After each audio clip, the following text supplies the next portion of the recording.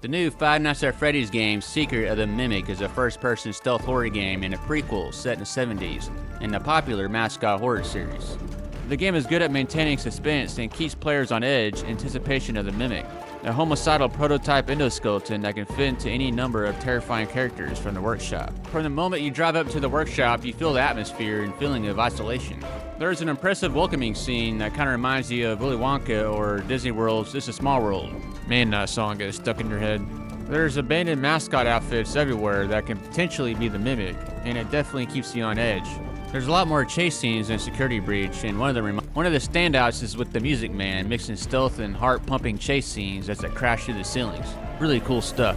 The gameplay loop is kind of a Metroidvania with areas locked off with security clearances. There's a minigame on the computer that requires you to find these collectibles to get further in the minigame. These collectibles are also used to acquire tools needed for progress. It's a clever idea and gives you an incentive to search around for these things. You can hold these collectibles in your hand, but you can't store them. So you have to find a station to deposit them or you lose them, like I did after a bug where it disappeared after the Music Man encounter, which kind of sucks since there's no manual save and you can't go back and retrack. Visually it's okay, but it can use some polish, but you can tell it's supposed to be in VR. I played it on my PS5 where it seemed to be running at 60 frames, but it would drop during hectic moments or chase scenes. I would see the environment shift from occasional pop-in, which you expect in VR, not flat screen. Also, there's a lot of puzzles and mini-games, which reminds you it was intended to be in VR, especially when you have to redirect flow of electricity or shoot targets, sometimes with a short time limit, which can be frustrating to line up using my DualSense. And these puzzles are pretty basic and never become anything too difficult.